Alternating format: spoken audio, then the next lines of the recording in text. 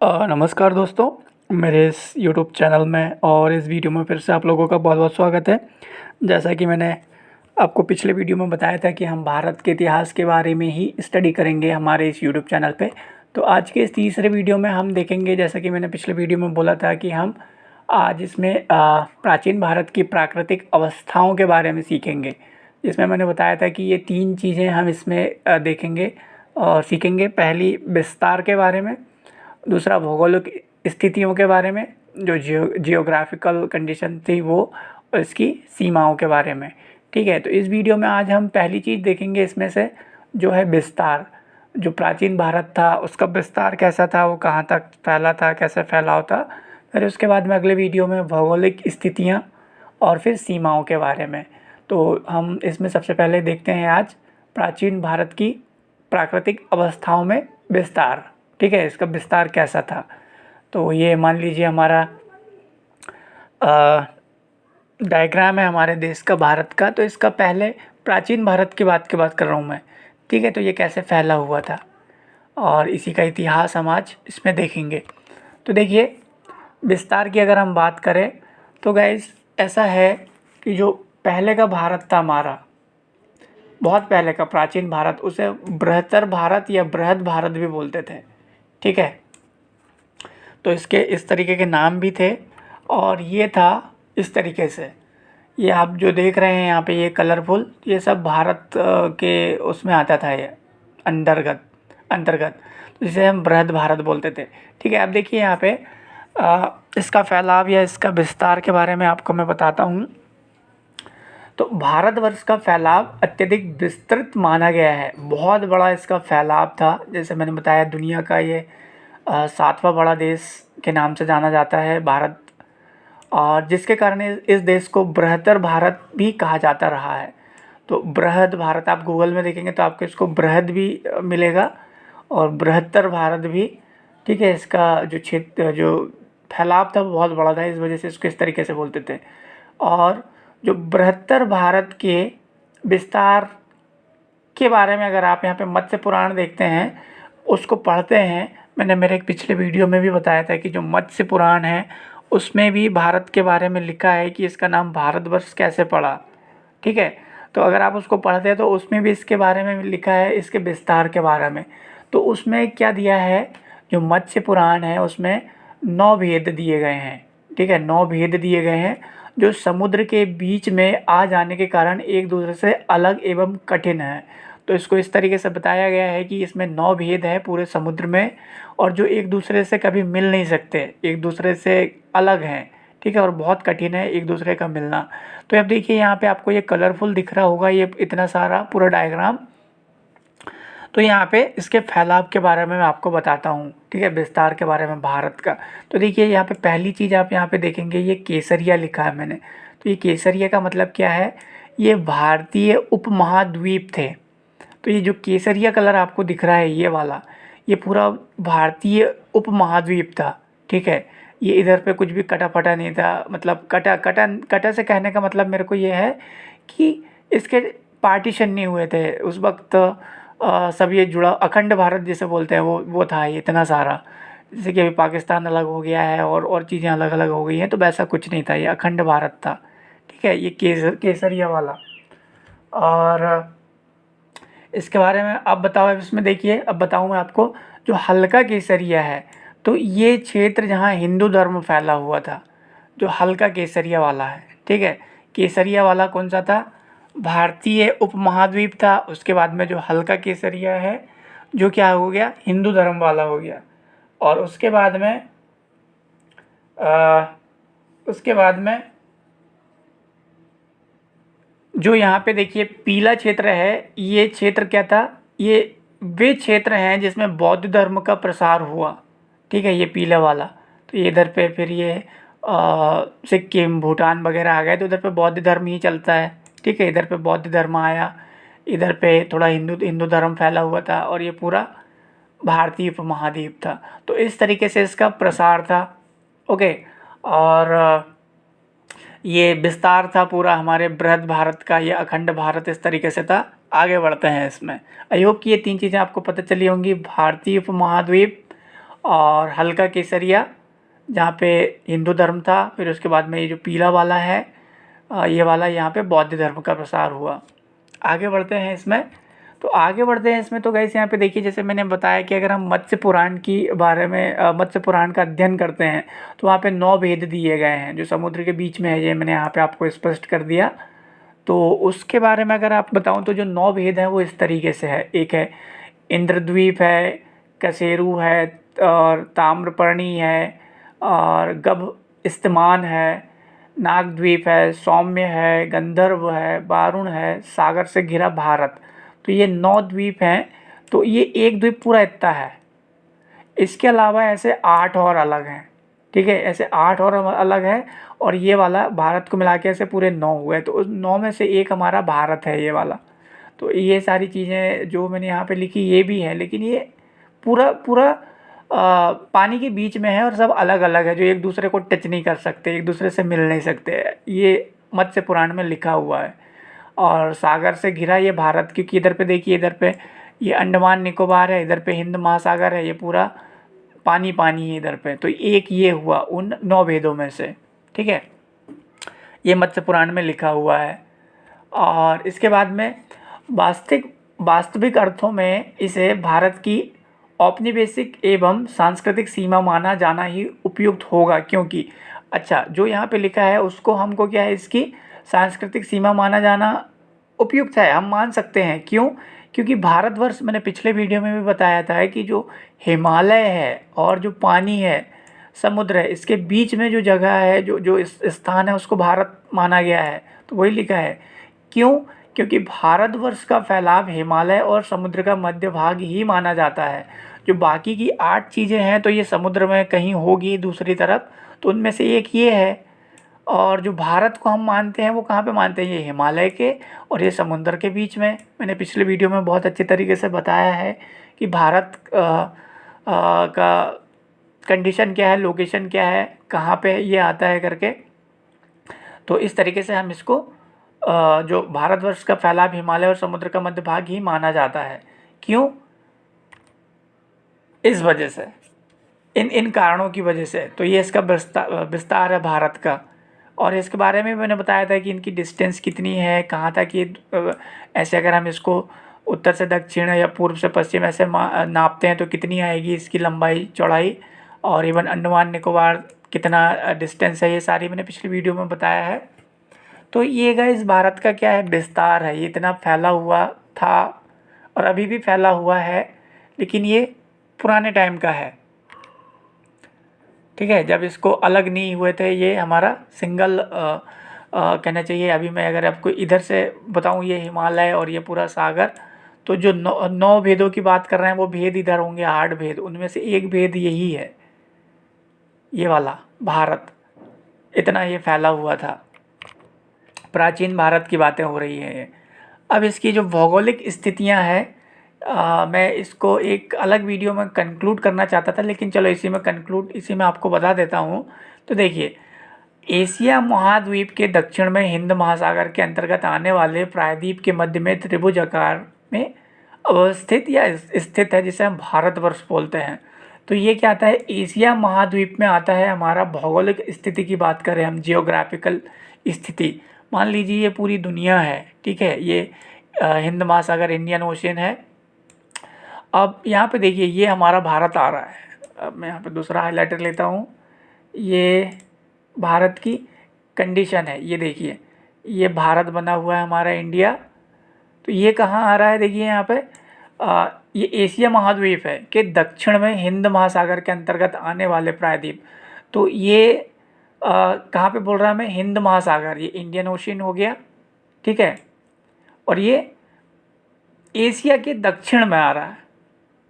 समझ रहे हैं आप? यहाँ पे आपको समझना चाहिए ये कि एशिया महाद्वीप के दक्षिण में हिंद महासागर के अंतर्गत आने वाले प्रायद्वीपों के मध्य और भी द्वीप हैं यहाँ पे हिंद महासागर के, तो उसके बीच में एक त्रिभुज के आकार का, ये त्रिभुज आकार, इसको ऐसा यहाँ पे इंडिकेट किया गया है, आकार में अवस्थित या स्थित ये भारतवर्ष है, ठीक है। ये हमारा उत्तरी, ये दक्षिण, ये पूर्व, ये पश्चिम। तो ये पूरा ग्लोब है, मान लीजिए ये दुनिया है। तो उस तरीके से अगर हम इसको यहाँ पे देखते हैं, यहाँ पे ढूंढते हैं, तो हमारा भारत इस तरीके से आएगा। ये हिंद महासागर यहाँ पे आ जाएगा। ये भौगोलिक स्थिति है इसकी, त्रिभुज के आकार का। फिर इधर ये चाइना और ये अलग चीज़ें आ गई। तो ये एशिया का एरिया है, इधर पे पाकिस्तान वगैरह वगैरह, ये एशिया वाले। आगे बढ़ते हैं। ये इसकी भौगोलिक स्थिति है त्रिभुजाकार का, ठीक है।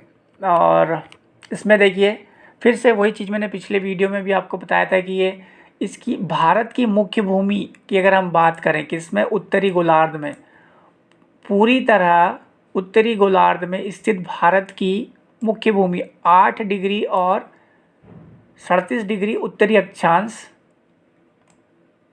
और 68 डिग्री तथा 97 डिग्री पूर्वी देशांतर के बीच स्थित है। तो ये वाला किस्सा ऐसा जाता है जब हम इसको पूरी दुनिया में अगर इस तरीके से इसको देखते हैं और इसको ऐसे नापते हैं, ये अक्षांश और ये देशांतर, तो इसको इस तरीके से हमको ये डिग्री मिलेगी, ठीक है। ये डिग्री मैंने पिछले वीडियो में भी बताया था। तो इसको अगर नापेंगे तो हमको 8 डिग्री और 38 डिग्री उत्तरी अक्षांश, तो उत्तरी अक्षांश इस तरीके से आता है। ये अक्षांश हुई, इस तरीके से हम जो नापते हैं ऐसा खड़ा या फिर इस तरीके से अक्षांश होता है। मैंने पिछले वीडियो में बताया था कि उत्तरी अक्षांश मतलब अक्षांश और देशांतर कैसे नापते हैं, उसको क्या बोलते हैं। धरातल से ऊपर की ओर जो नापा जाता है उसे हम अक्षांश बोलते हैं, और जो लंबवत ऐसे ऐसे नापे जाएंगे उसको हम देशांतर बोलते हैं। तो जब इसको नापेंगे तो हमको ये डिग्री मिलेगी। अब इसके बाद में इसी में देखिए यहाँ पे कलकत्ता के ऊपरी क्षेत्र से रणकच्छ तक कर्क रेखा गुजरती है। ये जो रेखा है यहाँ पे एक कर्क रेखा हो गई गुजरती है, यहाँ पे ये दिखाया है मैंने, ठीक है। तो यहाँ पे कलकत्ता बोला मैंने, देखिए ये यहाँ पे पश्चिम बंगाल है, तो ये कलकत्ता के ऊपर से जाती है ऐसे घूम के, और इधर पे ये गुजरात के कच्छ से होके जाती है, ठीक है। इसकी डिग्री वगैरह भी लिखी है यहाँ पे। तो ये कर्क रेखा यहाँ से गुजर के जाती है हमारी भौगोलिक स्थिति। तो अगर हम इसी को पीछे जाएँ तो अगर इसको और बड़ा करेंगे तो ये इस तरीके से अगर यहाँ पे जा रही है तो यहाँ पे कच्छ आएगा एक साइड, और एक तरफ यहाँ पे क्या आएगा, कलकत्ता आएगा। और कोई इमेज है क्या यहाँ पे? नहीं, इमेज नहीं लिया मैंने। तो गाइस इस तरीके से इसकी भौगोलिक स्थिति है। और बताता हूँ मैं। और इसमें देखिए दक्षिण भाग उष्ण कटिबंध एवं उत्तरी भाग शीतोष्ण कटिबंध में आता है। तो इन सब चीज़ों के बारे में मैं एक सेपरेट वीडियो बना दूँगा आने वाले टाइम पे। और यहाँ पे इस तरीके से देख सकते हैं इसको। और चीज़ें हैं यहाँ पे। भारतवर्ष का क्षेत्रफल यूरोप से रूस को अलग करने पर जो शेष बचेगा उसके बराबर होगा। तो ये इतना बड़ा है कि अगर हम रूस को यूरोप से अलग कर दें, यूरोप से रूस को अलग कर दें, यूरोप जो जैसे एशिया है वैसे यूरोप एक एरिया है, प्रायद्वीप बेसिकली। तो जैसे एशिया बोलते हैं वैसे यूरोप कंट्री, एशियन कंट्री, इस तरीके से सब कॉन्टिनेंट, ठीक है। तो उससे अगर हम रूस को निकाल दें तो जितना बचेगा उतना हमारा भारतवर्ष का क्षेत्रफल है, भारत का क्षेत्रफल है। और तो इसका जो दक्षिण भाग है ये वाला, ये किस में आता है, उष्ण कटिबंध में आ जाएगा, ठीक है। और जो इसका उत्तरी भाग है वो शीतोष्ण कटिबंध में आ जाता है, उत्तर वाला। ये पूर्व, ये पश्चिम। तो इस तरीके से इसकी भौगोलिक स्थिति है। आगे बढ़ेंगे। अब इसमें मैं सीमाएं भी कंक्लूड कर दे रहा हूँ, एक सेपरेट वीडियो बनाना चाह रहा था उसमें, तो इसके बारे में तो चलो इसी में मैं बना देता हूँ। तो गाइस भारतवर्ष की सीमा में जो भारत का हमारा एरिया है, ठीक है, तो इस तरफ अगर देखें तो हिमालय हमारा आखिरी है, ये बॉर्डर है। तो इस ये बॉर्डर के एक तरफ हमारा पूरा सीमा में ऊंचा और दुर्गम महागिरी हिमालय है। इसे महागिरी हिमालय ये पूरा का पूरा इधर एक साइड है, पूरा स्थित है, जो भारत को एशिया के अन्य देशों से अलग करता है। तो जो एशिया में और भी देश हैं उनको अलग कर देता है ये आखिरी सीमा हो गई हमारी भारत की, ठीक है। और इसके अलावा जो भारतवर्ष की पश्चिमोत्तर श्रृंखला सफ़ेद कोह सुलेमान, अभी इसमें पश्चिमोत्तर की बात आ गई भारतवर्ष की। ये पश्चिम हो गया, और ये उत्तर हो गया, ये दक्षिण हो गया, और ये पूर्व हो गया, ठीक है। तो इस तरीके से चारों दिशाएं हो गई। तो हम बात कर रहे हैं यहाँ पे कौन सी, पश्चिमोत्तर। पश्चिमोत्तर ये वाला एरिया, ये पश्चिमोत्तर। तो यहाँ पे क्या है, ये देखिए सफ़ेद कोह, यहाँ पे बहुत सारी चीज़ें हैं, सफ़ेद कोह, सुलेमान, किरथर दक्षिण पश्चिम दिशा में जाकर अफ़गानिस्तान और बलूचिस्तान से सिंध घाटी को अलग करती है। तो ये सारी चीज़ें यहाँ पे फैली हुई है। अगर आप देखें तो यहाँ पे ये कुर्थर रेंज लिखा हुआ है, किरथर रेंज है बेसिकली, ये नाम कुछ अलग अलग हो सकते हैं। ये अखंड भारत है, ये अखंड भारत, जबकि यहाँ पे पाकिस्तान नहीं कटा था, ये बांग्लादेश नहीं आया था, और अफ़गानिस्तान वगैरह वगैरह नहीं आए थे इस तरफ, बांग्लादेश इधर नहीं, बांग्लादेश इधर है। तो इस तरीके से ये जब चीज़ें नहीं बटी थी उस वक्त का ये हमारा फैला हुआ था, क्योंकि मैं प्राचीन भारत के बारे में आपको बता रहा हूँ, तो ये प्राचीन भारत ऐसा था।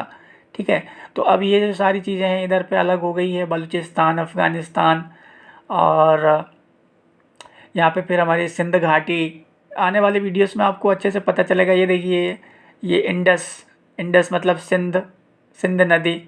ठीक है, ये सारी चीज़ें यहाँ पे क्या है, अलग कर देती हैं ये श्रृंखलाएँ अब अलग करती है, पहले ऐसा अलग नहीं था ये। और इसे पक्की सीमा नहीं कहा जा सकता। ठीक है, अब ये पक्की सीमाएं भी ऐसा कहा नहीं जा सकता, ये एक चीज़ आ गई है यहाँ पे।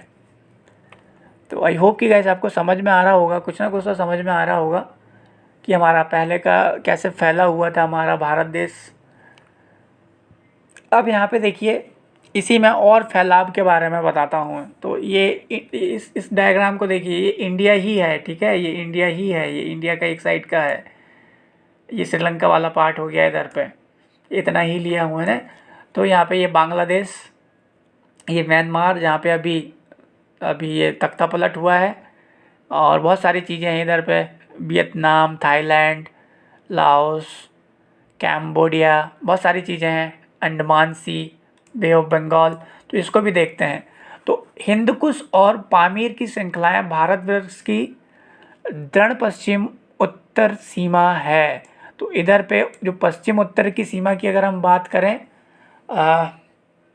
पश्चिम उत्तर में फिर क्या है, हिंदकुश और पामीर की श्रृंखलाएं भारत की दृढ़, मतलब ये पश्चिम उत्तर में ये दो श्रृंखलाएं बहुत बड़ी हो जाती हैं। कौन सी, हिंदकुश और पामीर की श्रृंखला।